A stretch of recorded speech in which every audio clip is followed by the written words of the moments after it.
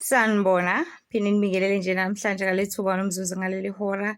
Sibonge nje omkhulu owesabekayo, omangalisayo, oyingcwele, othandekayo, umnini mandla wonke, uNkulunkulu oluthando, ongamandla, oyinsindiso, ugqozi, uwuphila, oyithemba, ofanelekile ukubonga, ukubatshazwa, udumo, ubungcwele, nakho konke asenzela kona ngaso sonke isikhathi. Yazi uNkulunkulu ungcwele endlaleni ngoba uyena ozokunikeza ukudla ekugcineni kosuku, ungcwele enxanweni ngoba uzokunikeza amanzi azokwenza ukuthi ungaphindi wome, ungcwele ekuseni, abe ngcwele emini, abe ngcwele ntambama, abe ngcwele ngisho kufiwe, ukubona ngisho kufiwe kuyahlekwa.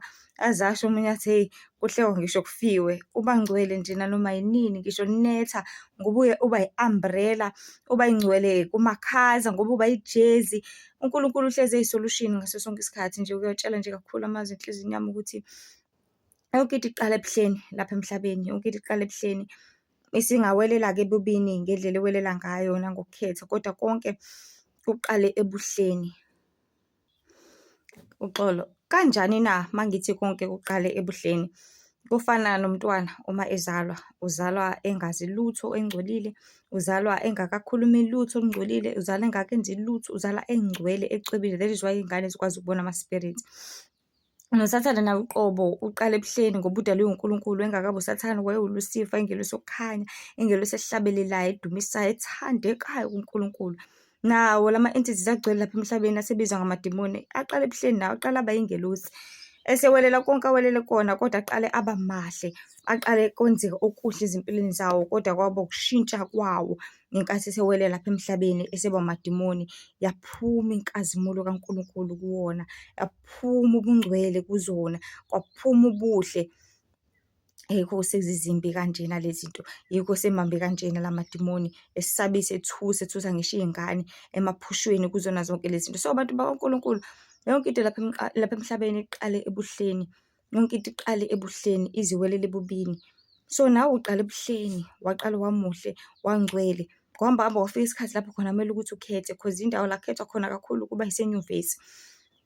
So sikhula lapha emhlabeni sifunde uthi mase ufika enyuvesi bese uyakhetha ukuthi mina ngikhetha uNkulunkulu noma ngikhetha izwe, ngikhetha uNkulunkulu noma ngikhetha ini.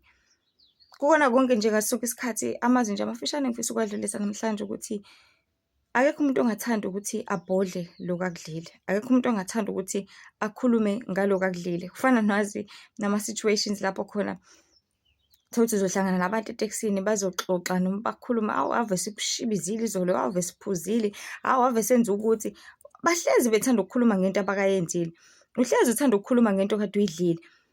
Babodwa njengamanje siphela isikhathi lapho khona yabona nje mengabe wahlala espare, uzoshutha lelo plate, uzoliphosta futhi.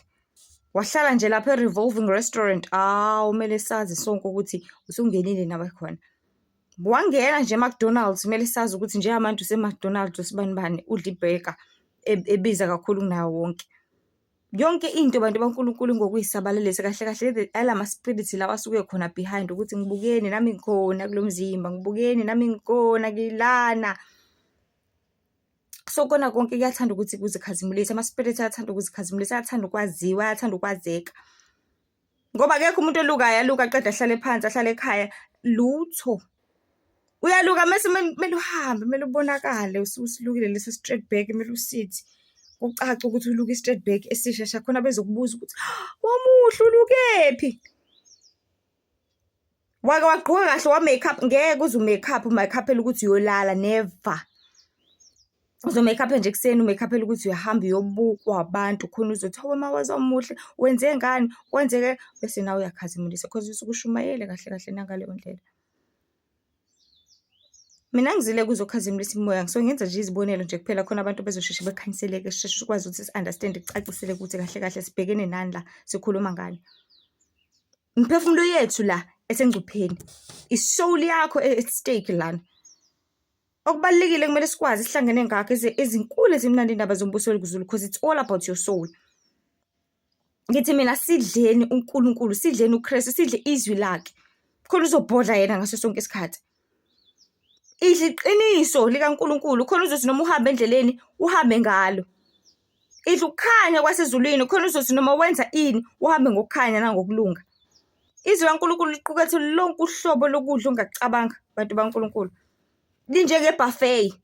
Yabona nje lapha emhlabeni kwi-buffet uyazi ngithi ukuthi kube khona lonke uhlobo le-fruit, lonke uhlobo le-cake, lonke uhlobo le-drink, lonke uhlobo lwenyama, lonke uhlobo le-starch, lonke uhlobo le-salad, kuba khona lonke uhlobo bese choose mayigedela. Guess what? Yabona le ncwadi le iyi-buffet, iphethe yonke into.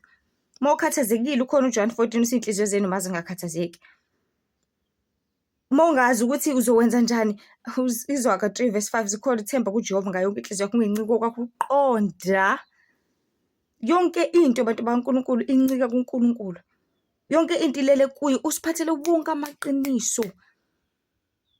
Usiphathele konke ngathi. Thina sidinga ukuthi sikwenze ukuthi sikuthathe sikudle sikufake kithi khona sizokwazi ukuthi sikusebenzise siku-apply. Engakusho ukuthi ingane yakho iyokhula ngelinye ilanga. If ungayifundisi lutho, umhlaba uzokufundisela yona, isikole sizokufundisela yona, umphakathi uzokufundisela yona, omakhelwane bazokufundisela, abangani bazokufundisela yona, imimoya izokufundisela yona. So wena uyikhulisa ngani? Uyifundisa ini? Ngiyakutshela igazi layo liyobuza ezandleni zakho. Ngithi mina idla izwi kaNkulunkulu usuku nosuku khona uzobhodla lona. Uma udla izwi kaNkulunkulu uzobhodla lona ey'nganeni zakho. Ngoba uzobancelisa ini? Uzobancelisa lokhu okudlile nawe. Ukuze ubisi hlezi lukhona, phuza kakhulu itiye angithi. Khona uzokwazi ukuthi uncelise. So ukuze kuhlezi kukhona iqiniso kaNkulunkulu ezovama ey'ndebeni zakho ukuthi noma ingane yakho igula iphethwe ikhanda ebese uyayikhulekela bese uyayitshela ukuthi mntanami khululeka kuzolunga, uNkulunkulu useduzane nawe. Idla izwi kaNkulunkulu ezokunikeza ithemba wena qala khona uzokwazi ukuthi udlulisele nakwabanye. So hlezi isibhodla esikudlile. Uthi uhlele nje nabangani bakho, unkosi yami mina kade ngidla ukuthi, unkosi yami mina kade ngiyithokozisa ngokuthi. Wena uthi ubuze ukuthi wena uyithokozisa ngani? Ngoba uthi uNkulunkulu umahubo wokuqala. Ungahambi ngeziluleko zababi, ongemi endleleni ezoni, ongahlali enkundleni yabaqolodayo, kepha okuthokoza kwakhe kusemthethweni kaJehova, ozindla ngawo ubusuku nemini, oqaphela ukwenza njengokusho kwakhe umdali wezulu nomhlaba. So ubusisiwe uma uhamba ngomthetho kaNkulunkulu. Ubusisiwe wena okwakho ukuthokoza kusemthethweni kaJehova, uzindle ngawo every day. Ngabe sebusuku, ngabe sekuseni, ngabe semini, ngabe semvuleni, ngabe nini, uzindle ngawo. Ungahambi uye enkonzweni noma udle izwi kaNkulunkulu ngeSabatha kuphela noma ngesonto kuphela. Ngoba emzimbeni wakho awudli kanye. Ngeke ngisho ngithi akekho umuntu othi sisake masikhala sithi athi hey sidlile last week, never. Sikhale kuseni usuku umhambe wenze iparish, usuku wenze mase sikhala kakhulu, wenza ngisho umfudumeze futhi ukudla ngisho kubanda. Okudle kunjalo uthi ungaze ngalamba, ungilamba engashona. Nasemini uyaprepare kwasemini, nantambama uyaprepare kwantambama. Izwi kaNkulunkulu lona ubona ukuthi ku-right uma uzolidla ngesonto kuphela. Nakhona umfundisi wakho uzokutshela lawo mazwi lawo uyiqhubekele uyibhuluzele lapha enkonzweni noma uyilalele ungabi nandawo uthathe ngokuthi hayi vele ngile enkonzweni. Vele ngile enkonzweni. Angene ezulwini abantu abaya enkonzweni. Kungena abantu abenza intando kaNkulunkulu. So ngithi mina lidle njalo izwi kaNkulunkulu. Lidle njalo leli qiniso khona uzolibhodla. So reason why izithunywa zaNkulunkulu nezisebenzi zaNkulunkulu hlezi ikhuluma ngezwi kaNkulunkulu njalo. Uthi akakhathali njalo uyashumayela, ngisho kushisa, ngisho kunetha. Ngoba ilona elingithabisayo, ilona lisenhlizweni, ilona njalo engidlinza ngalo ubusuku nemini, ilona njalo engazuthi ngabatshela abantu ngalo. Bengalifuni kunjalo ngibatshele futhi. Ngoba uNkulunkulu mase anginika izwi lamandla ukuthi kube njalo, menziwe intando yakhe. So kona konke abantu baNkulunkulu ezinkulu ezimnandi indaba zombuso wezulu. Lithi bantu phendukani ngoba umbuso wezulu usondele. Nihlengo nesinto esinibhaphathise. Ngokuphela kwezinto zonke sekufikile kanti kufa sekujozana kakhulu. Masidleni izwi kaNkulunkulu ukumqulu wezwi wakhe. Sicela nje sifunde incwadi Isambulo chapter 10. Isambulo chapter 10. Masidle izwi likaNkulunkulu khona sizolibhodla. Masidle izwi kaNkulunkulu khona sizolibhodla. Isambulo nje chapter 10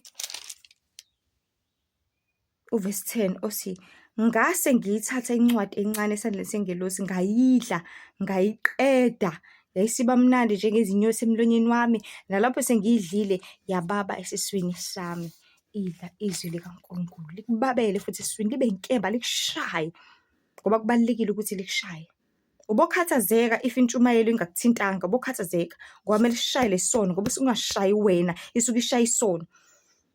Azathi umuntu umfundisi ushumayela ngami, ingoba ushaya akashumayeli ngawe, ushaya lesono, ushumayela ngale sono lesi osigodlile wena wasihaga, waromensa naso. Ngaleyo ndlela if into uromensa nayo iba wuwe.